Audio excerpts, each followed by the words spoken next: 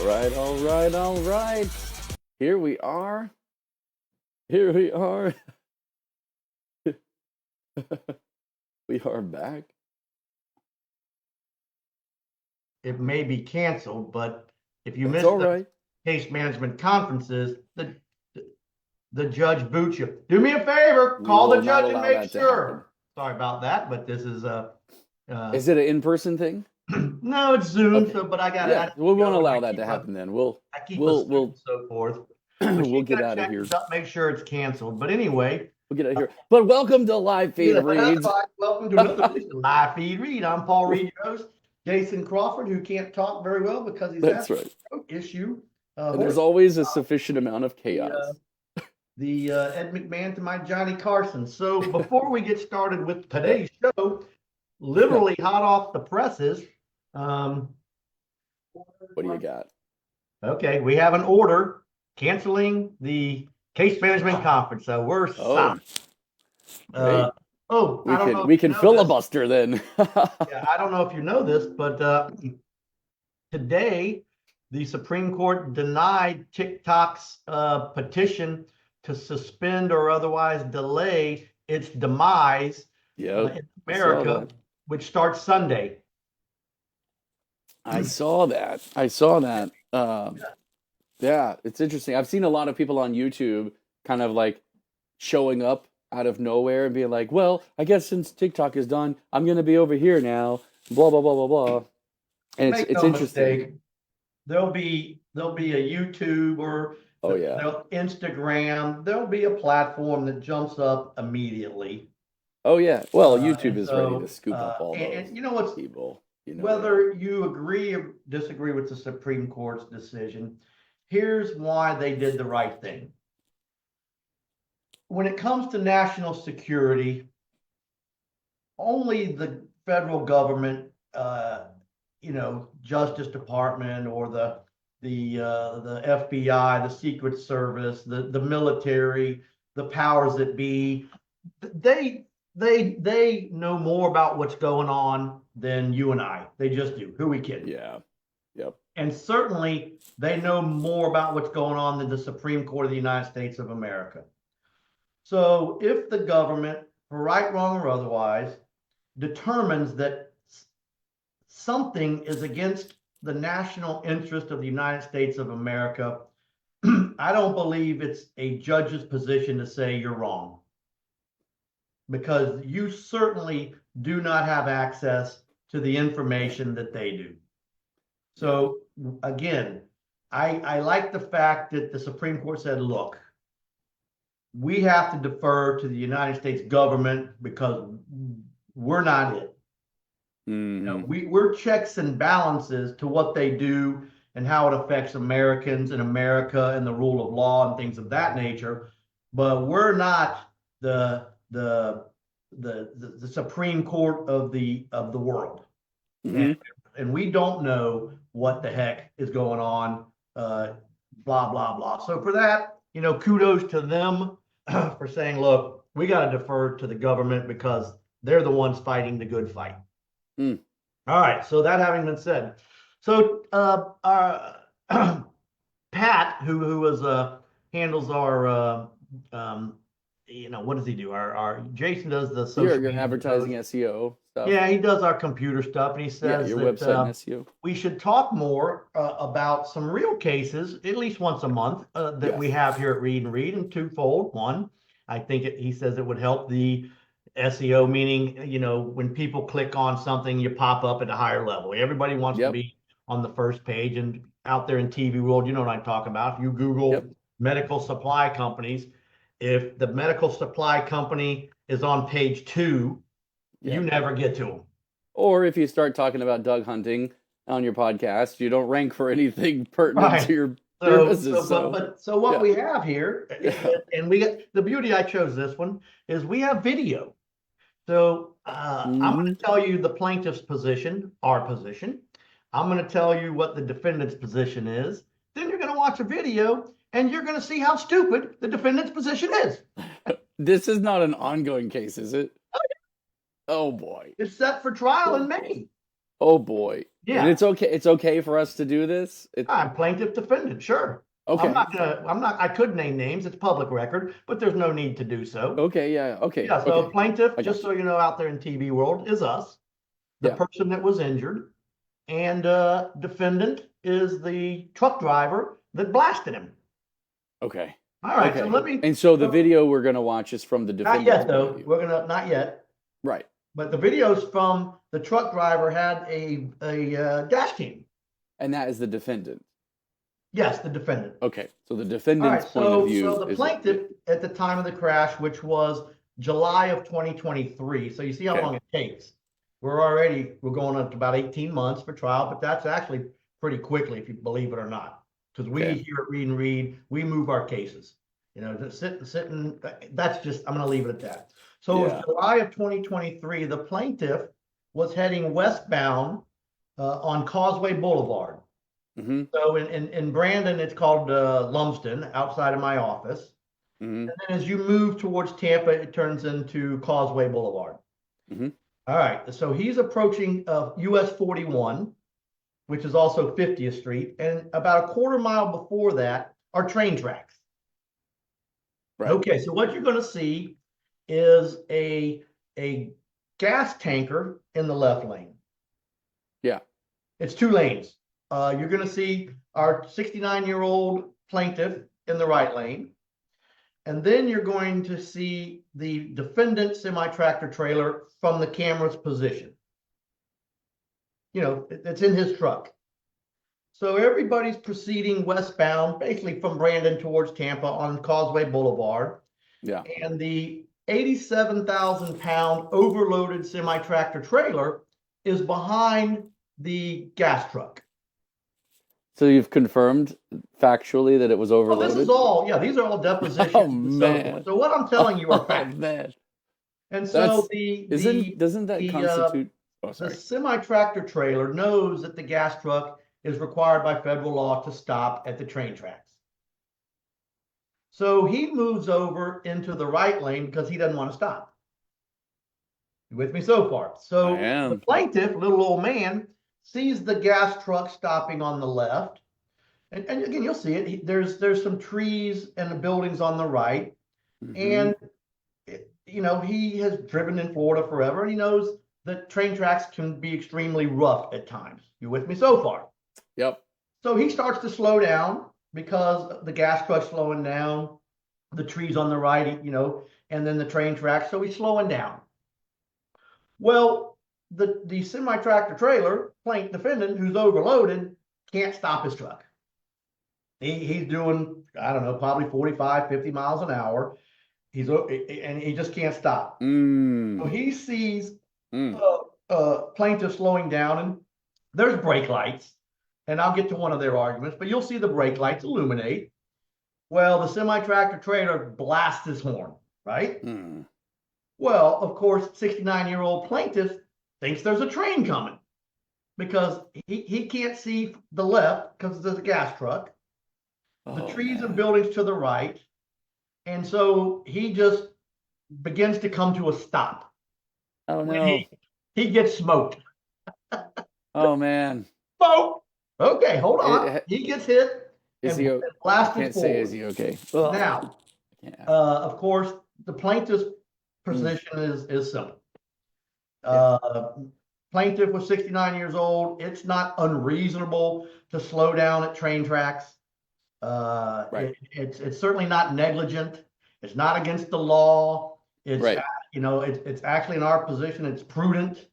And if Sure. you've driven around Florida, up here on Parsons, there's 2 sets of train tracks that if you don't slow down or come to a stop, they'll rip your tires off. Yep. Yeah. If you go to the courthouse on Jefferson Street northbound towards the interstate, if you don't come to a stop, they'll rip your tires off. Yep. So, all right. So our position is that the plaintiff did nothing wrong. He slowed down. He's 69 years old, and that the overloaded semi-tractor trailer driving 87,000 pounds was going too fast and couldn't bring his vehicle under control, and he rear-ended the plaintiff, and he's 100% at fault. Okay. All right. Okay. Pretty straightforward. Their argument, Yep. number one, is it was unreasonable and therefore negligent for the 69-year-old plaintiff to slow and eventually come to a stop at the train tracks. They argue that he did not properly provide a signal to slow down and as he's approaching the train tracks. And their position is what do they mean by that? What well, they just cars have brake lights. I don't understand. That the plaintiff improperly stopped his vehicle in the roadway without good cause and without signaling. And their position is he had to put on his hazard lights. Oh. Now, mind you, it's illegal to put on your hazard lights while you're moving in only a few instances. And the instances don't apply here. One of them is, which is recent, is inclement weather. Up until about a year ago, maybe two, time flies, but up until a year or two ago, you saw people oftentimes driving with their hazards on. Driving with them on. Yeah, but that was illegal. It's supposed to be. But they changed the law to say, okay, if there's inclement weather, now you can drive with your hazards on. And there's a couple other reasons, like the gas truck. Yeah. He had to have his hazards on when he's coming up, but they don't apply. So that's the number one argument. And we've had this discussion with the judge because the trial's coming up, and the judge agreed. That statute doesn't apply. Okay. So their other is, it's called common law. Common law is just judge-made law, case law. Okay. And the common law is so precedent. Basically, if you rear-end somebody, you're presumed to be at fault. Okay. Yeah, that and there's cases that say that. Okay. You can rebut that presumption if you can come up with a good reason why you rear-ended them. That's called a rebuttable presumption. Okay. Okay. Example, I'm following you right here through my intersection. The light's green, and I'm behind you. You're halfway through it, and you just jam on your brakes for no reason. Okay. Right? Yeah. And I pop you. Yep. Yeah. Or we're both traveling down the interstate, 70 miles an hour, and for whatever reason, don't add facts, TV world. For no reason, you just jam on your brakes, and I pop you. Well, the rebuttable presumption is you stopped at a time and place that would not reasonably be expected. You made a sudden and unexpected stop, right? Right. That can rebut the presumption. The jury could still say, well, Paul, you still rear-ended Jason, so you're at fault. But they could say, hey, yes, you rear-ended Jason, but he put on his brakes when you wouldn't expect him to do so. You with me? Yes. That's what they're saying here. The defense is saying that the plaintiff, 69-year-old, approaching the train tracks, was negligent because he slowed down and then ultimately came to a stop at the train tracks when he didn't have to. And didn't use his hazards to signal. Well, yeah, didn't use his hazards. I don't think the judge is going to allow that. They threw it out there, but the judge didn't like it. Right. Okay. Now, the judge said that, we'll address this closer to trial, and he may or may not grant what's called a summary judgment, or depending on what the evidence shows at trial, what's called a directed verdict, meaning the judge says, defendant, you're at fault. Plaintiff, you're not at fault. We're not there yet. But he has heard these facts as presented, and he's really not buying what they're selling. Good. Now, what I want you to do, Jason, and I can't see it, but show the video, and TV World can determine for themselves who they think's at fault. So I'll let you play it. I'm going to sit here, and then if you have questions or comments, we can chat about it. How about that? Yeah. All right. Here we go. It's rolling. See that?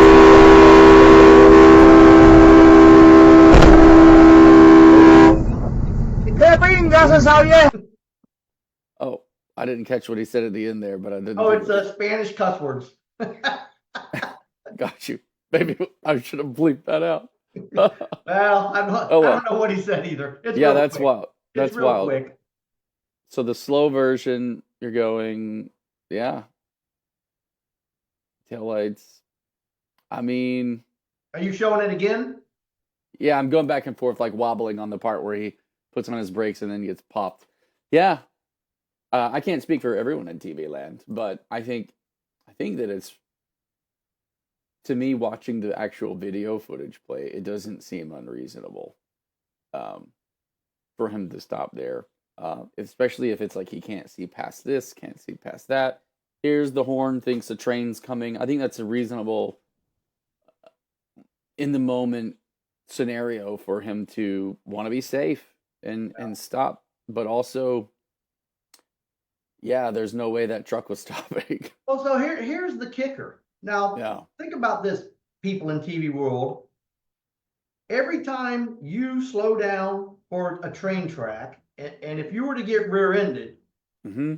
do you think you're at fault for slowing down because the person behind you is either not paying attention on their cell phone, or in this case, driving an 87,000-pound overloaded semi-tractor trailer?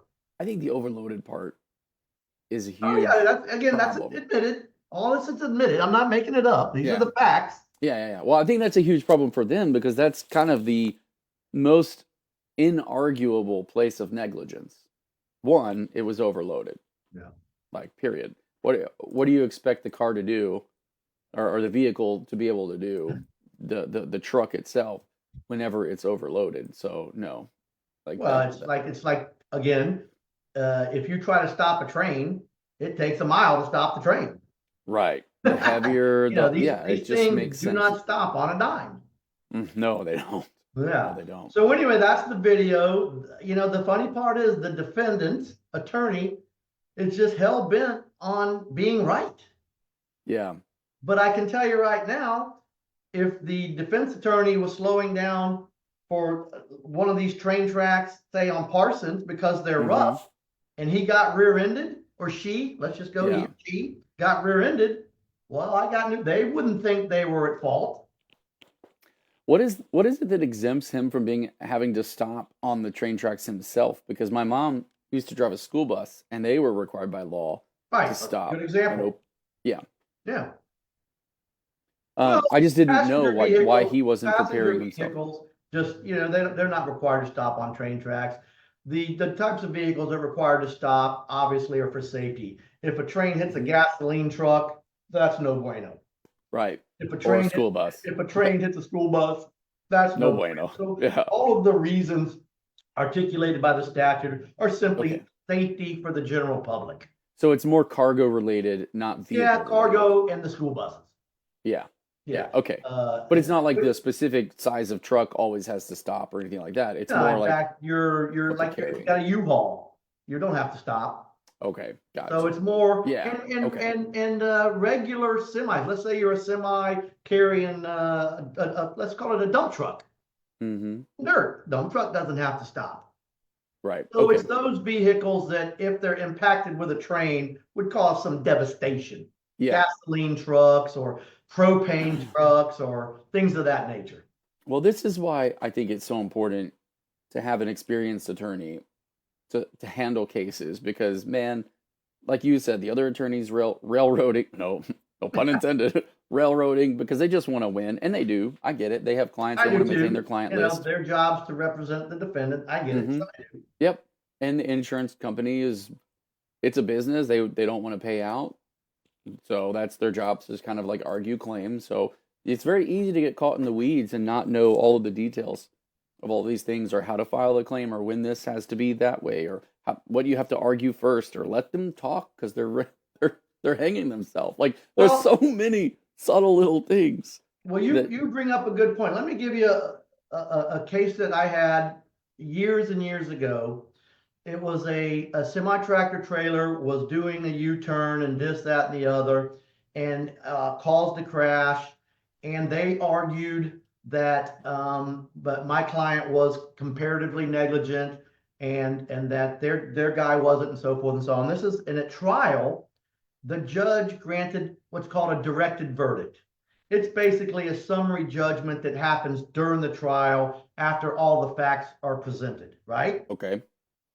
Well, and my former boss, a big TV guy you've seen, I'll leave him out of it, was in the back of the pews watching the case, checking up on the youngin', right? Okay. So he knew that I had gotten this directed verdict and that negligence wasn't an issue. Okay, so on the verdict form, the jury wasn't asked to decide who's at fault. That comes off. You with me? Okay. All right, Yep. it's just what are the damages? Lost wages, pain and suffering, and things of that nature. For the first 10 minutes of my closing argument, I talked about negligence.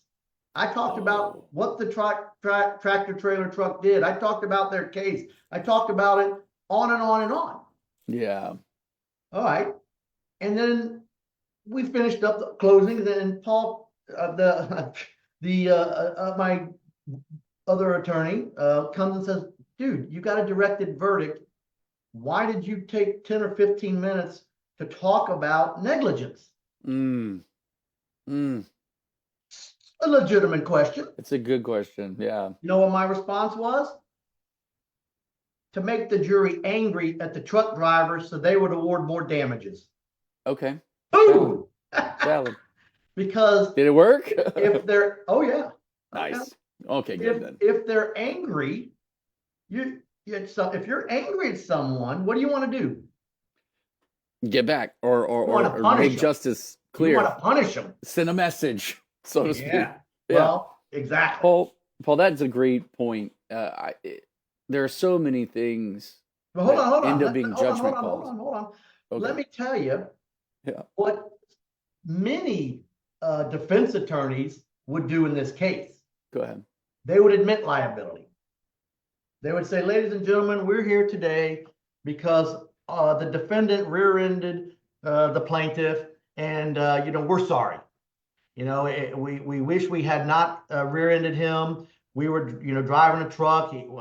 My defendant couldn't bring it to a stop, and so we're taking full responsibility for this crash. Okay. We're here today because we think the plaintiff is asking for too much money. And so we're here today to present a case from the medical standpoint and to say, yes, is he entitled to his out-of-pocket medical bills? Sure. Is he entitled to maybe some pain and suffering money? Sure. But he's not entitled to the millions of dollars that Mr. Reed's going to ask you for. Right. Yeah. That's how you handle this case, because if you handle it the way the previous case was handled, I'm going to cram it right up your pooper. and because what happens is I get to go as the plaintiff first and last. So I will give, my closing, the defense gives their closing, and then I get to get back up for the rebuttal and tell you why what Jason, the defense attorney, just said is bullcrap. Right. Yeah, and I can tell you, it's very powerful to have the last say. Yeah, it is. That doesn't always win the case, but it will be. There's 5 years later, 4 years later, they're still not taking responsibility. For this, correct? You know what I mean? And on and on and on. The jury can be like, we don't like people that don't take responsibility for their actions. Right. Yeah. So anyway, what are you going to say? I was going to say it's one of the reasons why working with a good attorney is so important, because so much of how things progress comes down to experience and judgment calls, and having someone whose judgment calls you can trust. It's we're working on a construction project right now, and there are lots of stuff about the years of experience our contractor has had in this area and in this geographic location, and I'm going to defer to his judgment. I may want the plans to look a certain way or be a certain thing, but I'm going to defer to his judgment because he's just so steeped in it in ways that I'm not. And I think that in and of itself is so critical. It's so key. It's so important. I know that a lot of people shy away from getting an attorney. The kudos, and I agree with you. Having someone that knows what they're doing in any line of work, in my opinion, of course, is important. You don't really know by way of a commercial or an advertisement or whatever. So again, we'll wrap up here. I think you're right. I think go to the website, of course. The Google reviews help. These are people we've helped throughout the years, and doing this podcast, because I would have to believe if you watch this video, you'd think, okay, at least it sounds like Paulie knows what he's doing. Yeah, maybe. You know, Yeah. whether he does or doesn't, but boy, it sure Yeah. sounds like he's kind of knows what he's doing. And Yeah. that's Yeah. why these podcasts informative and hopefully enjoyable. Yes. Well, we'll switch gears then. And we'll move to wrapping things up. What are you doing for the weekend? Nothing. Football, and Yeah. I've kind of got to do clean up stuff around the house. Stuff that's when you have a home, you gotta maintain it. Yeah. So that's what I'm doing. And I I gotta got be you. honest, I'm looking forward to doing nothing. I'm kind of tired. I'm getting old. So when I say Well, nothing, clean this, scrub yeah. that, paint that, whatever. Yeah, man. Yeah, sometimes that's just mindless work Yeah, like that just kind of helps you decompress the other stuff. I get it. I do. Well, we're taking the kids, all of our like homeschool dads up here are taking all the kids and leaving all the moms home. So it's a dads and kids weekend and we're going camping. So cool. it'll be Oh, fun. that's gonna be Yeah. cold. You better take some firewood. It's gonna be cold. Yeah, Yeah. we are. Okay, man. Well, good luck with All that. right. Hopefully, you don't Yeah. get eaten by a black bear or a Florida lion or whatever we I'll call let you it, know. cougars or panthers or whatever. Yeah. All right, well, take us out, and You then got it. God willing, we will see everybody here next Friday for another edition of Live Feed Read, and I'll try to bring something as exciting as this show was. I think I like the videos. Yeah, they're good. They're really good.